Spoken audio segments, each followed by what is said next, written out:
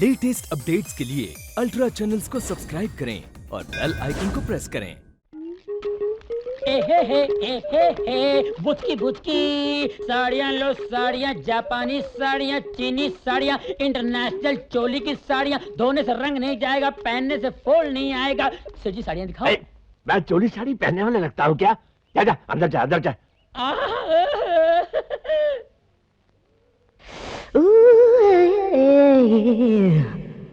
You got it. Yeah.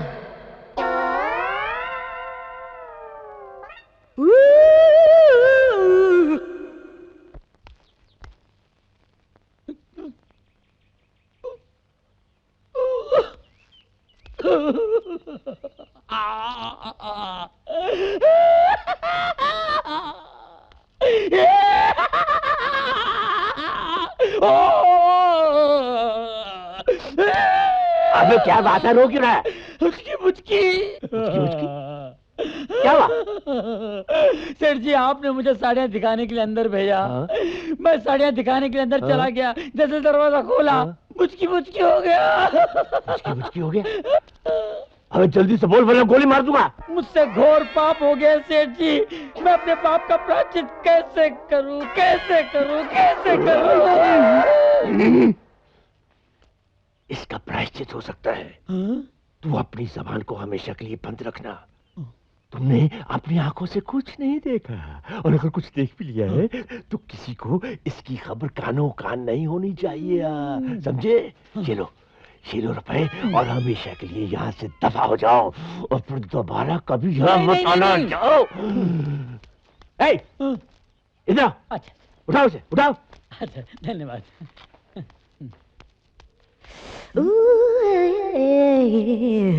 You got it. Yeah. Baby. किधर जा रहे हो?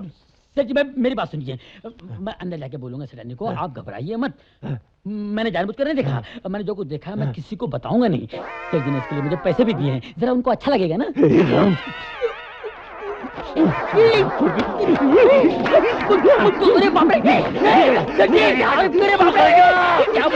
वकील साहब पेपर्स तैयार कर लो। मैं गोदावरी एस्टेट बेच रहा हूं।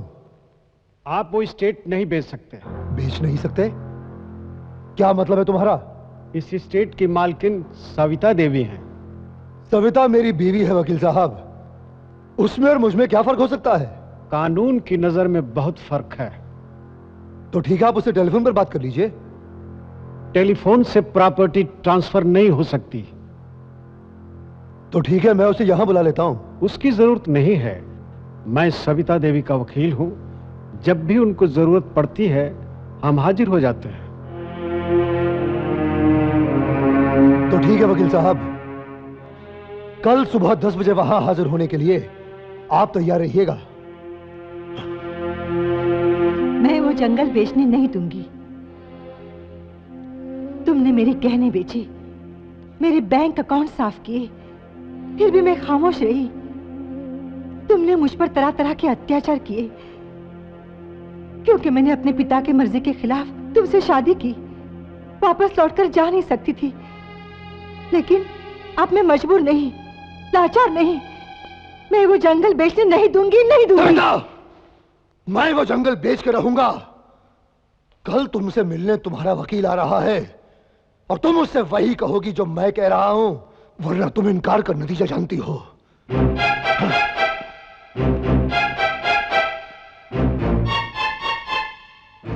वो जंगल मेरे पिता की निशानी है।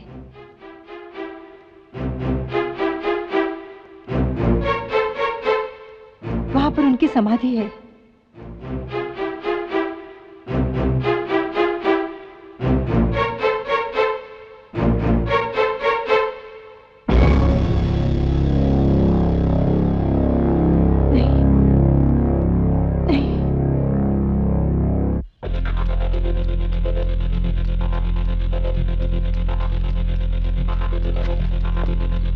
भाभी,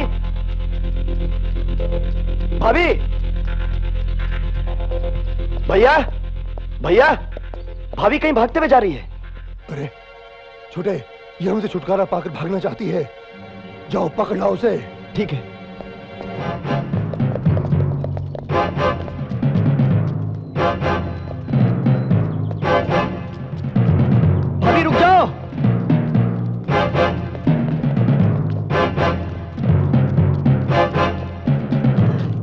क्या है? मेरे पीछे कुछ गुंडे लगे हैं। जल्दी चलो, मुझे बचाओ। आओ बैठो। जल्दी चलो, जल्दी चलो ड्राइवर।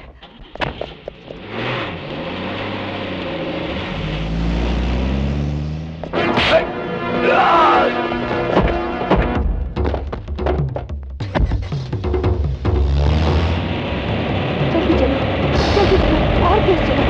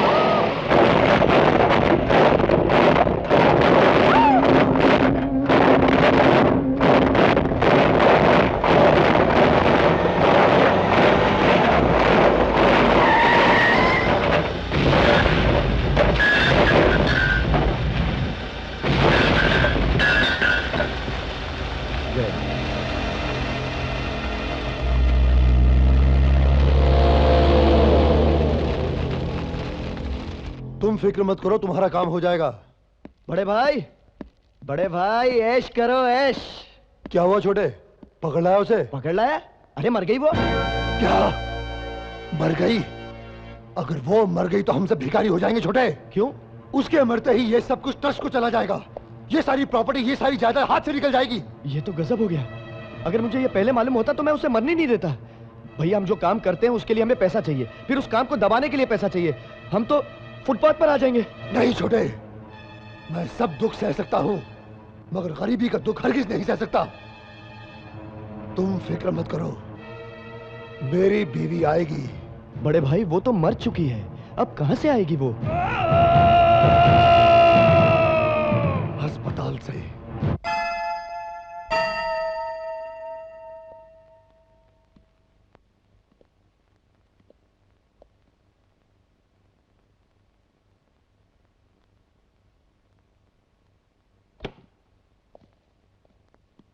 डॉक्टर साहब, ऑपरेशन कामयाब हुआ। मैं मां से मिल सकता हूं? अभी नहीं, आइए।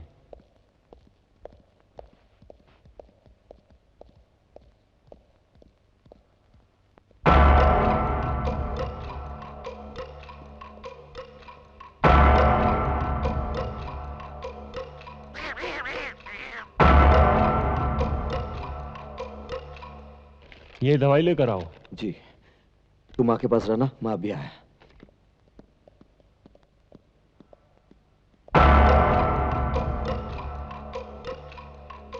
कौन है आप? मैं जैसा बोलता हूं वैसा करो।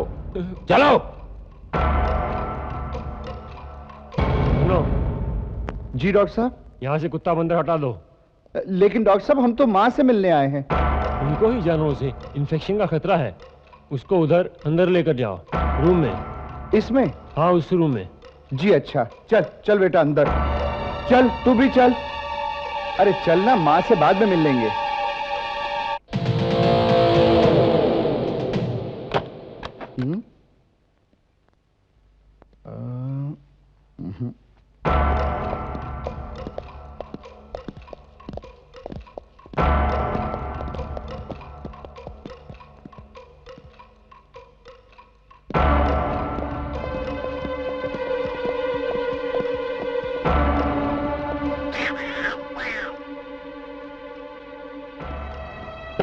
अरे डॉक्टर!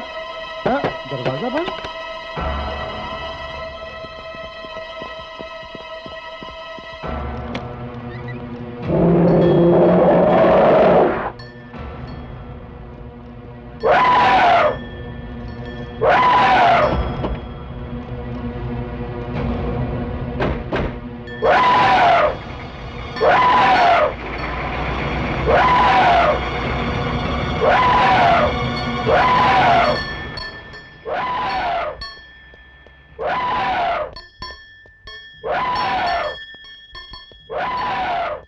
क्या हुआ दोस्त, क्या हुआ?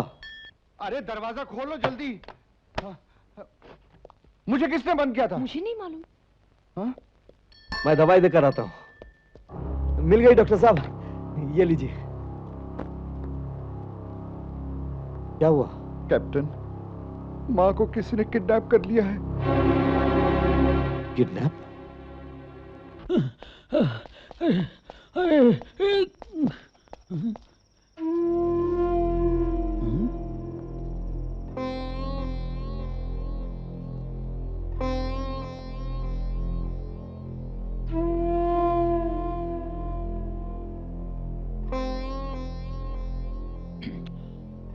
अस्पताल ले जाना पड़ेगा।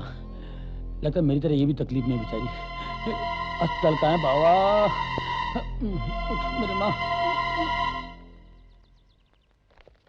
आइए वकील साहब, आइए।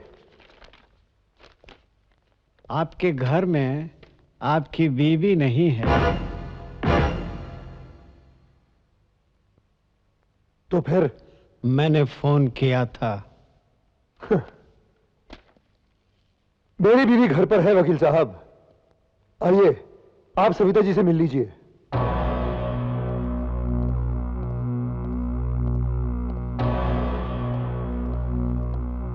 आइए वकील साहब।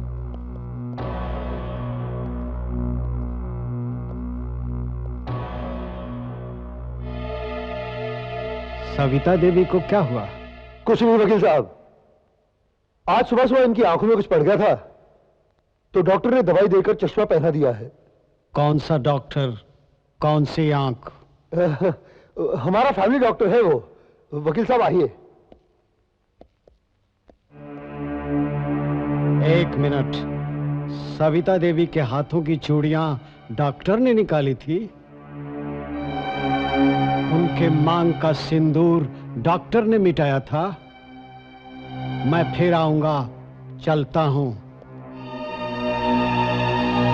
बड़े भाई, इस वकील को कहीं शक तो नहीं हो गया? इसे शक होने दो छोटे। ये वकील हमारा कुछ नहीं बिगाड़ सकता जब तक ये ट्रम्प कार्ड हमारे हाथ में है। बस एक बार इसे होश में आने दो। आपकी बेटी की शादी कब होगी ये तो मैं बता ही देता हूं, लेकिन पहले आप ये बताइए, आपकी बीवी के पेट पर कोई काला तिल है?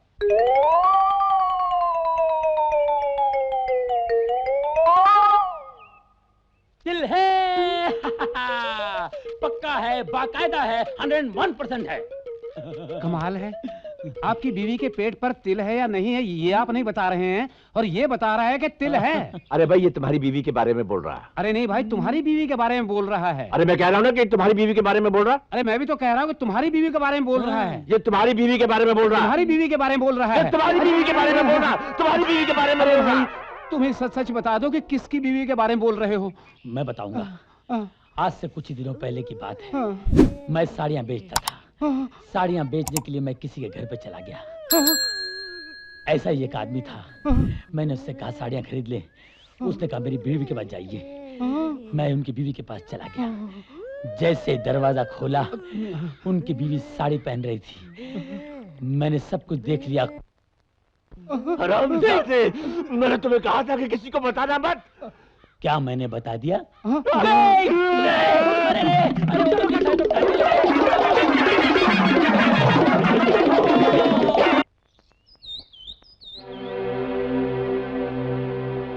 अब तक तुम जान चुकी होगी कि हम लोग बहुत बुरे हैं, शरीफ बदमाश हैं।